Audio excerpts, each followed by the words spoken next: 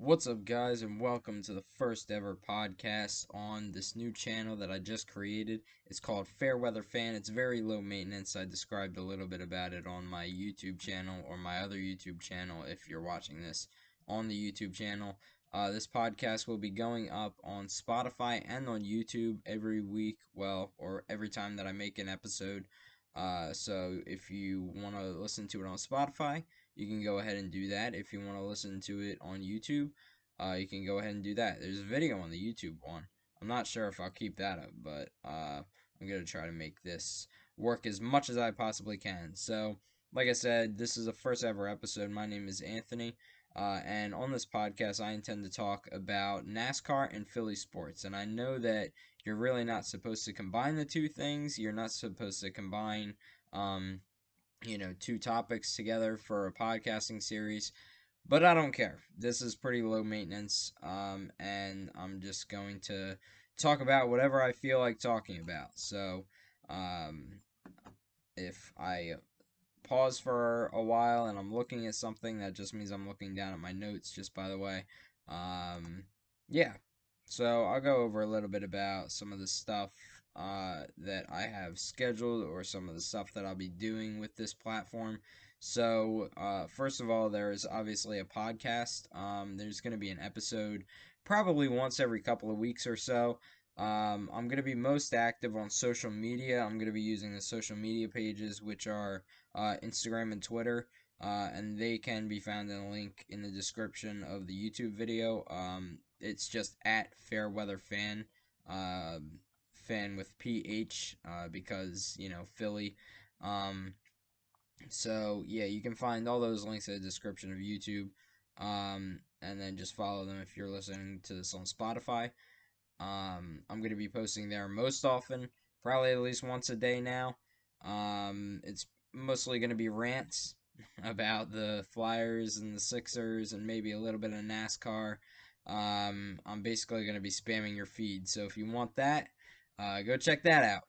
Probably not spamming too much. I'm not going to be like that active on it, not like I was um, on my Twitter account a few weeks ago when I was just ranting 3 or 4 times a game about each Philly sports team.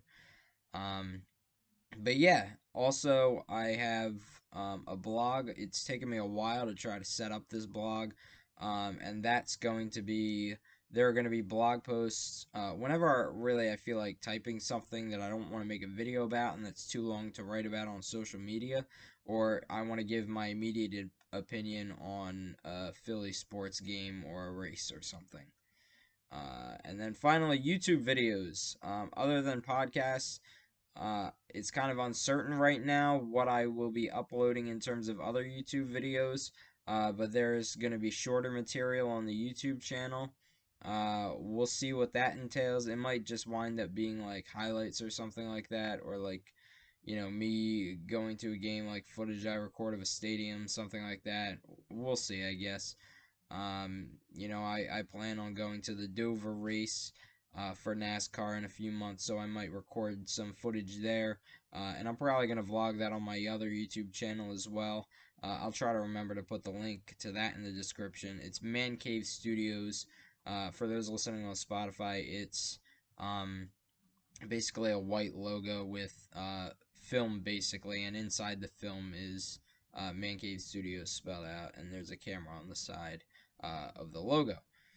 But yeah, I intend to upload some kind of shorter videos here as well on YouTube. So we'll see how that works out. But what happened when I was really trying to start this up is I thought about this idea a couple of weeks ago. And then I wound up going to Atlantic City to film a tournament down there for the NCAA, or for college basketball, I should say. And so when I came back, I already kind of had this idea laid out. And so I'm going ahead with it. And I didn't do any promotion for it. I'm hoping to kind of gain some following, like, how do I describe it? I'm not really promoting it on my own social media pages because I want to see if I can, like, get a base from the bottom without, like, talking to any of my friends or anything and asking them to follow it. Not that I'm like ashamed of anything I'll say or that. It's obviously called Fairweather Fan, so it's going to be automatically a bunch of just bad takes. Um, but yeah, I'm hoping to try to build this up from the ground, and we'll see what happens. The last time I built up a social media presence from the ground, I wound up getting over 800 followers. So we'll see about this, I guess. But anyway, let's get on to today's topics. So I'm going to start with the Flyers and then talk a bit about the Sixers. And then I'll talk about the most recent NASCAR race, which was Phoenix. And I didn't write that down, so I'm frantically typing that down now that I want to talk about that. So yeah, the Flyers. They lost 5-4 to Washington the other day. I was there, unfortunately. Actually, no. You know what? It was a good game.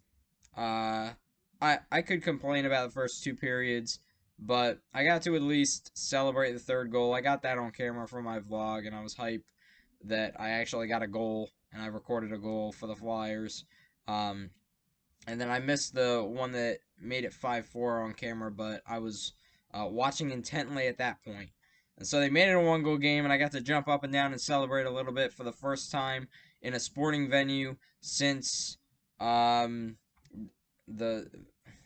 February 2020. No, even before that, because I wasn't there as a fan last year. I think the last time that I genuinely celebrated at a sporting event was the Phillies playing the Dodgers a few years ago, and I think the Phillies won that game, or at least they made it close. But I'm pretty sure they won that game. That was actually, I think, the first game that the MLB YouTube channel broadcasted. So if you go back, you could probably watch that game on YouTube. I thought that was pretty cool. Um, and some of the home run shots you might be able to see me because I was in the first section, or in the 100 level in the outfield for that. But anyway, in terms of the Flyers, they wound up losing 5-4 to Washington. They're not in a playoff spot right now. Let me check the standings real quick. But the last I checked, there were 3 points out of fourth place, which is now owned by the Bruins, which is never a good sign for Philadelphia, or at least not this year. Yep, still 3 points out. Boston is in fourth with an equal amount of games played. They have 32 points. We have 29 points. Pittsburgh in third, they have 35 points, and we have 2 games to play over them, but even if we won both of those games, which we probably won't, we'd still be 2 points behind them. So it's not looking good for Philly sports right now. We're going to miss the playoffs this year, guys. I hate to say it, but we're going to miss the playoffs, but that's okay, because we're kind of used to that at this point. Had a pretty good year last year. What the Flyers need to do is they have to realize that not every goalie is Semyon Varlamov, and they have to start getting the puck in the net, and they did that decently in the last game. But what they need to do more than anything, and I see a lot of people blaming Hart and blaming Brian Elliott, just blaming the goaltending situation. Goaltending is not the problem by any stretch of the imagination. It is entirely the defense. Shane Gostisbehere is a turnover machine.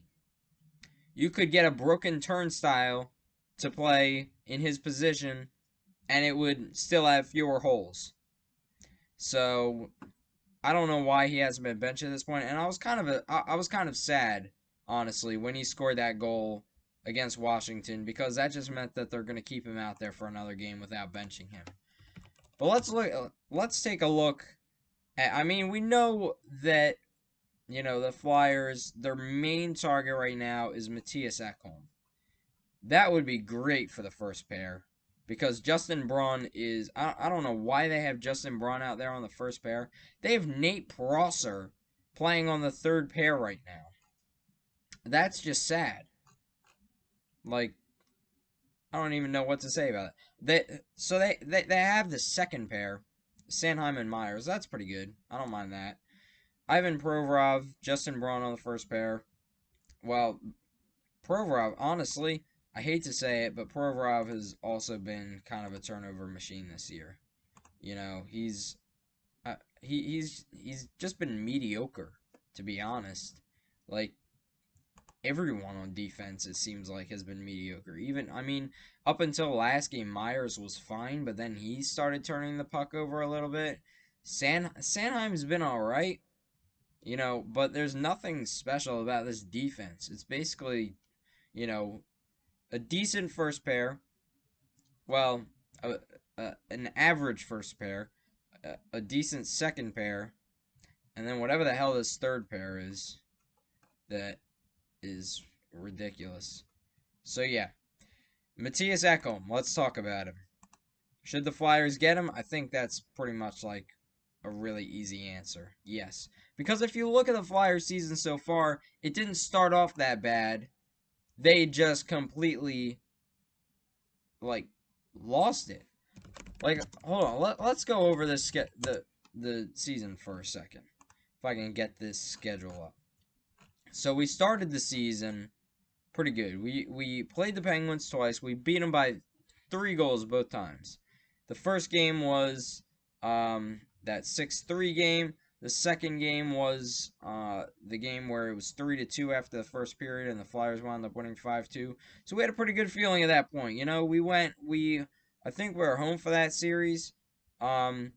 We took care of business there. We swept the Penguins. It was great. We're all feeling good. And then we lose 6-1 to the Sabres. And it's like, okay, great. It's the same Flyers team as last year. They'll win some games, and then the games that they lose, they'll drop really badly. And occasionally to really bad teams. Like the Devils last year, didn't they lose 6-1 to them? Or 5-1 or something? Or 5-0? I don't even remember, but it was bad. And then they come back the next game and they win 3-0. So you know what? It's okay. They split the series versus Sabres. We're all thinking, okay, we're 3-1-0. There's no reason to panic.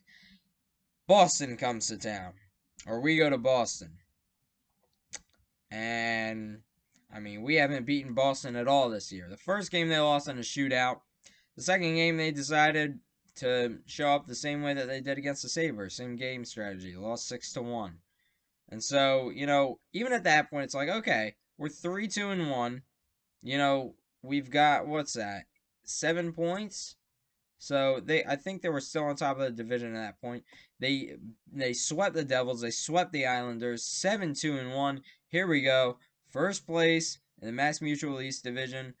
And then they lose to Boston in overtime. And it's like, okay, well, at least they lost in overtime. And then they lose again in regulation, which wouldn't have been a problem if they had won the first game.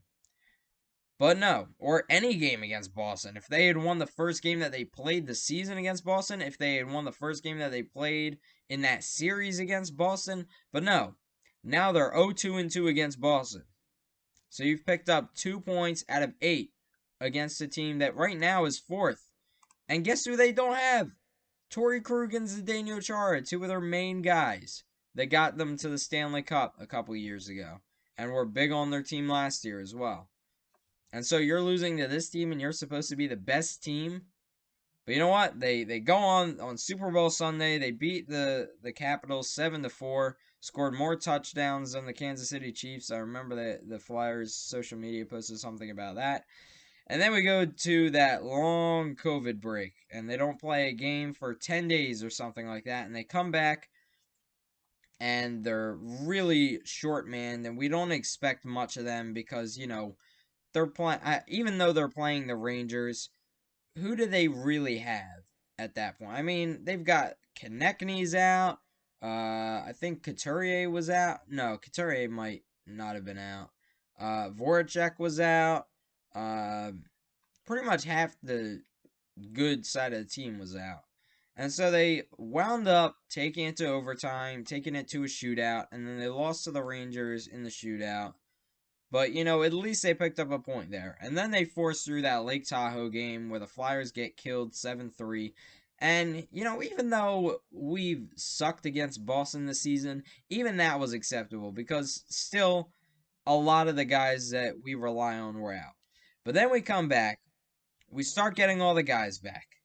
We beat the Rangers 4-3. We beat the Sabres. We beat them again 3-0. So we outscore them 6-0 in that series. And everything's looking up. All we got to do is Because, now we're on the fringe of being out of a playoff spot because of all this crap that's happened with the COVID protocol lists and all that, and how the NHL was forcing through these games that shouldn't have been forced through. But you know what? It's okay. Because all we have to do is be better than Pittsburgh, because Pittsburgh is our main competition. So even if we're third or fourth, we've still got a ton of games in hand. And if we beat Pittsburgh, everything will be fine. All we have to do is win 2 of 3, and we'll stay in a playoff spot, and we'll be fine. And then they lose to Pittsburgh 5-2. And then they go down 3-0 to Pittsburgh in the second game. And we're lucky that Claude Giroux clawed his way back into this game. I'm not even going to say the Flyers clawed their way back in. No, Claude Giroux was the entire reason that the Flyers won that game. I actually shut it off, so I didn't see the rest of that game because, fair weather fan. You know what I'm saying? And then they lose the next game. So they lose the rubber match. So they drop 2 of 3. And that's not good because you can't drop 2 of 3 against a team that's in the same division as you and expect to make the playoffs. Because they're all in the same division. That's why early on in the season, I was so mad at this team for taking every game that they won to overtime. Because you can't give up that many points this year. You have to win in regulation. Because the teams that you give up points to, it's not like you're playing... I mean, if you're playing a team on the West Coast, that's one thing. You kind of... If the game's tied in the last 5 minutes and you don't score, and you're playing the Anaheim Ducks or something, it doesn't matter. That doesn't affect you. Every point matters this year. Every point that you give up to another team matters. So you can't keep giving this stuff up. And then the Sabres, the next game after, or no, 2 games after that, that goes to a shootout and they win. So you're giving up points to the Sabres now. Great job. Although the Sabres are last. But I mean, still, stop giving up all these points. They lost to the Capitals before that. Then they lose to the Capitals on Thursday. And then they lose to them again on Saturday. So they have lost, let's see, 4 of their last 5 games they have lost. And that's 5 out of their last 7. And yeah. They're still 5-5-0 in their last 10. I have no idea how. Obviously, this division is the hardest division in the NHL to make the playoffs. Because, to be honest, all 5 of these teams deserve to make the playoffs the way that they're playing right now. Like, Pittsburgh's won 5 straight. The Isles have won 9 straight. Washington 4 straight. Boston's going to make the playoffs. I mean, they have our number. And they're, they lost Krug, they lost Chara, but they're still, they still deserve, and I think they're going to get into the 3rd seed. It's the Flyers. And, I thought at the beginning of the season, hey, the Flyers have a good chance to make the playoffs again after last season. All they need is a little bit of defense. It's time for Mattias Ekholm. They really need to just make a move already. First of all, stop playing Shane Gostisbehere. Okay? Like, whatever happened to Eric Gustafsson? Because Eric Gustafsson, he was a turnover machine, but not even close to the same way that Gostisbehere is. And I still don't get why they have him out on the power play either. I mean, wasn't that goal he scored actually against Washington? Wasn't that a power play goal? I mean, either way, it's just they're never gonna get rid of him. Let's see. Yeah, Shane Gostisbehere power play goal. That was the 3rd goal against Washington. So yeah, it's sad. It's sad to be a Philly sports fan right now, or at least a Flyers fan right now. Anyway, let's move on. The Philadelphia 76ers, they've been our escape from the Flyers all season. And now Joel Embiid is out with an injury. And so that sucks. But at least they beat the Spurs the other night. Which, let's see. Oh, the NBA, they just gave their power rankings.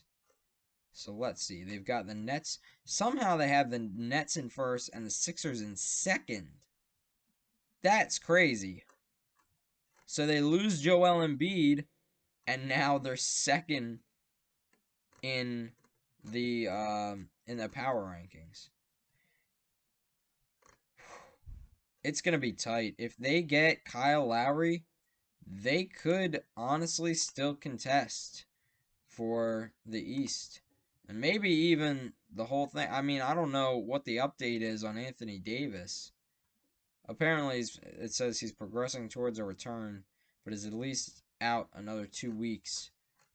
You know, I still think if he does come back, then the Lakers are gonna win it all. And if the Lakers can stay healthy, then they'll win it all. Um, even with all the guys that the Nets have now, they basically have like the entire 2015 NBA All-Star. Like everyone in their lineup apparently was an NBA All-Star a few years ago.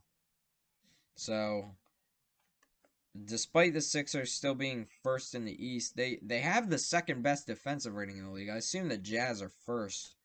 Oh no, they're not actually. The Jazz are third. So the Jazz are. Oh yeah, the Lakers are first in defensive rating. They're 17th in offensive rating though. The Sixers are 12th in offensive rating and second in defensive rating. And sixth in net rating, so that's pretty good. Which is actually above the Nets. They need to get Lowry, but the problem is I don't know how much they're going to give up. I was reading an article though where it was talking about Danny Green. Hold on, let me try to pull up the exact article because it was Danny Green, Seth Curry, and Mike Scott. That's not a bad deal, honestly. If you're trying to win now, like just think about who you still have on that team also coming off the bench. Like you would definitely I assume Furkan Korkmaz would have to go down to small forward. Um oh, this is not what I want. Sorry, something just came up. Anyway, um Danny Green, Mike Scott, Seth Curry. Seth Curry has been since he had COVID, he's been pretty inconsistent, and it's not really his fault. You know, obviously COVID has different effects on everybody. Um, I've been saying for weeks they need to find a way to get rid of Danny Green, so that wouldn't be too much of a loss. Mike Scott, he's kind of average. I mean, they still have some pretty good centers too, especially now that Tony Bradley is performing. Uh, I know they had Mike Scott in for Joel Embiid one game, but like Tony Bradley went off the other day.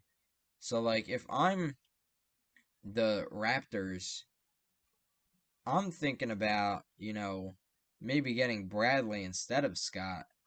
I mean, this article is a few days old, but then it also says there could be a deal for Green, Scott, Matisse, and Tony Bradley or Dwight Howard. That would be a really dumb deal because Matisse went off yesterday. Tony Bradley is really promising. Dwight Howard is a pretty good backup center. Green and Scott, they can get rid of Green and Scott. I would still prefer if they got rid of Seth Curry.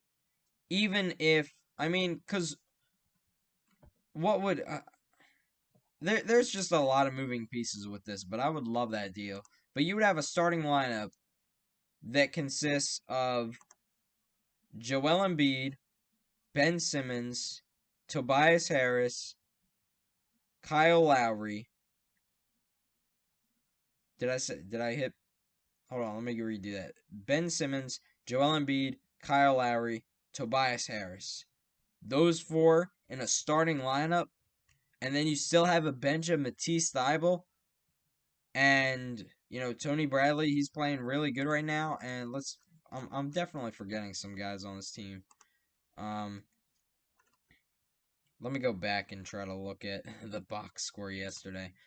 But I mean, the Sixers bench has been really good this season too. Like, I mean, in the past, they've kind of been, kind of all right. Hold on, let me try to get the box score up from yesterday. Just because yesterday they put up 134 points. Dwight Howard, Shake Milton, man, he's been really good this year. He might, I mean, I think he might have a case for like a sixth man of the year finalist because he has shown up. He didn't have that many points in the last game. He only had 4, but he only had like 14 minutes of playing time. But aside from that, Tyrese Maxey is pretty good. I think the Sixers could probably package Tyrese Maxey if they wanted to, and then keep. They might be able to keep Mike Scott if they put Tyrese Maxey in a deal, but I might be wrong about that. Isaiah Joe's been pretty good. A lot of people have been calling on him to start instead of Furkan when Seth Curry was out. And then Paul Reed, man. Paul Reed, so inspirational. He scored yesterday. That was pretty. I saw all of Sixers Twitter was like begging for the Sixers to put him in. But I mean, that would be a really crazy starting lineup. You have Ben Simmons as a guard, Kyle Lowry as a guard. You've got Joel Embiid at center, and then probably Furkan Korkmaz and Tobias Harris instead of Danny Green and Tobias Harris. That would be a great starting lineup. I mean, Furkan has kind of been inconsistent, but he dropped 16 yesterday, and he dropped even more a few days ago.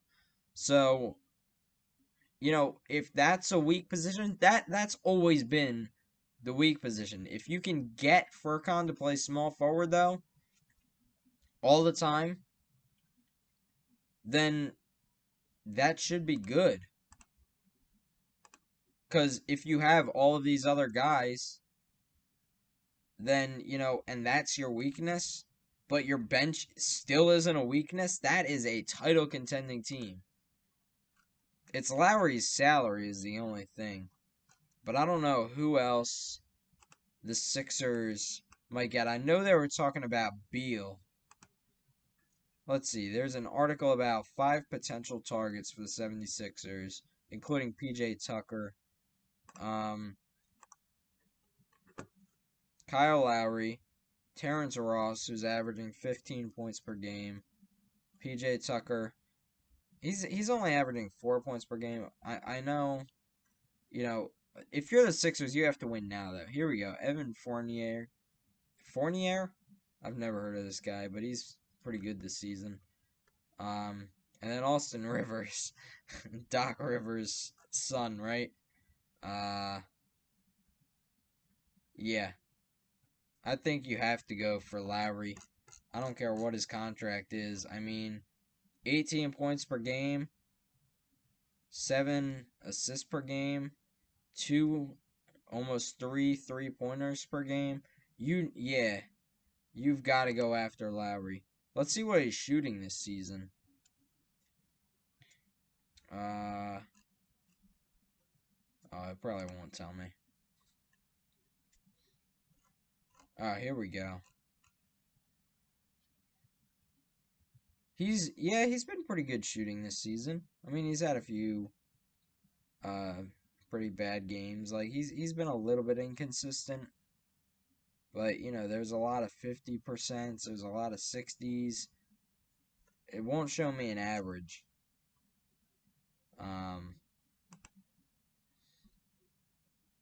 Yeah. I don't know. I think you have to get Lowry at this point. But anyway, let's move on now to the final topic, which is the most recent NASCAR race at Phoenix. So I actually didn't watch this race. I just saw the results. But Martin Truex Jr. won. These playoffs are going to be, or not even before the playoffs, are going to be insane. because you have 5 different winners now. There's 16 playoff spots. So Michael McDowell right now, he's 11th in the projected playoff points. So he could drop out of that mix, honestly. He's the lowest of all of them. Like, I know there was all that talk about, hey, Michael McDowell is going to be in the playoffs at the beginning of the season. You got to be more careful with that now because he might not even make it. But Denny Hamlin's in first in points. Martin Truex is now second in points, which is crazy. Gibbs are 1-2. Third in points is Kyle Larson. And then fourth are the 2 Penske guys, Brad Keselowski and then Joey Logano. And then sixth is Christopher Bell, so another Gibbs guy. Pretty much what we can take away from the season so far is that Gibbs, Hendrick, and Penske, those are the 3 big guys. Those are the 3 big teams. Stewart-Haas has been kind of mediocre this season. I mean, there was a lot of promise with Eric Almirola. I thought that Chase Briscoe was going to be doing better. I mean, he was great in Xfinity last season. He won, like 8 or 9 races? So, I know he's hopping into a new car. I didn't think he'd be 25th in points. I mean, he's 25th. Almirola's 26th. And then Cole Custer is actually above both of them. And he's still only 20th. So the Stewart-Haas guys are 10, 20, 25, 26. One of them's got to win at some point. But even this season, that might not matter. They still might miss the playoffs if they win. I think Harvick is a lock for the playoffs. We were saying that he was a lock for the championship for last year until we kind of realized that the point system is a little bit messed up. We've known that for a while now, but Harvick definitely deserved to be in that championship for last year, and I think he would have won it all. But here's the thing. A lot of people after that Martinsville race were kind of complaining because Harvick should have been in the championship because he was clearly the best driver all season. But we don't award champions in the United States the same way that other countries or sports in other countries do. Like with soccer, pretty much. In the United Kingdom, in the English Premier League, they award the championship to the team that had the most points in a season. Points being 3 points for a win, 1 point for a draw, and none for a loss. Bundesliga is the same way. Pretty much all the Italian leagues or all the European leagues are the same way. We don't really do that the same way in the United States. We have playoffs. It's the same reason that the 16-0 New England Patriots weren't the champions in 2008 when they played the Giants in the Super Bowl, because that was the one game they needed to win that game, and they didn't win that game. And so we call the Giants the Super Bowl 42 champions as a result, even though the Patriots were better all season and they went into that game 6 games ahead of the New York Giants. They had 6 more wins than them. We didn't call them the champions. The Washington Nationals in 2019 were a wild card team. They barely made it into the playoffs. And they wound up winning the whole thing. In 2012, the Los Angeles Kings, they were the 8th seed in the West. They won the Stanley Cup. Definitely weren't the best team all season. They barely even made the playoffs, too. They had to trade for Jeff Carter just to get in. And then they went 16-4 and won the title. It's not about the season as a whole. It's not about who was the best all season. The way that the NASCAR playoffs are structured is the best driver doesn't always win the championship. Jeff Gordon is the greatest NASCAR driver of all time. So how does he have 3 less championships than Jimmy Johnson and Richard Petty and Dale Earnhardt? Because of the system. Because the Chase didn't award the year-long best driver with the championship. The Chase made it so that the person that performed well enough in the last, 10 races, I think it was, the person that performed well enough in those select races won the championship. But Jeff Gordon, Jimmy Johnson wouldn't even be where he was at without Jeff Gordon. Let's be honest. Like, a lot of people call Jimmy Johnson the greatest of all time. In the regular season before the Chase, he really wasn't that special. And his crew knew it. His team knew it. You know, all he had to do was kind of coast through the season, lock in a playoff spot, and then you don't really have to care where you're at that point. You just have to get in the playoffs and then turn it on. Start investing heavily in the playoffs. You're pretty much loaded up. You're ready to go because you haven't had to compete really that much all year, or you've had to compete just enough to get in the chase. But Jeff Gordon, there are at least 2 championships he should have won, one of which over Jimmy Johnson. And Jeff Gordon, obviously, he competed in the 2 most competitive eras in NASCAR, period. He had to go against guys starting with Rusty Wallace and Dale Earnhardt, and then he had to compete against Jimmy Johnson. I'm not saying Jimmy Johnson isn't a good driver. I'm saying Jeff Gordon was a better driver. But Jeff Gordon had to go against guys like Jimmy Johnson and eventually Kyle Busch, who are kind of generational talents. Mark Martin, he was in that golden era of competition in NASCAR, and he still was the best then. And he was the best. He was competing for a championship all the way until the end. In his last season, he was still in the championship 4. Jimmy Johnson didn't make the playoffs in his last season. Dale Earnhardt, I would say, is a close second. Richard Petty competed in an era where there wasn't that much competition to begin with, so he has the most wins, but a lot of those were against amateurs. Guys that hadn't invested that much time in their childhood into racing. It's almost like calling Wilt Chamberlain the greatest of all time. With Richard Petty, he's definitely up there. He's a generational talent. He's one of the greatest of all time, not the greatest. If I had to rank the top 4, it would be Jeff Gordon, Dale Earnhardt, and then that's tough to go between Johnson and Petty.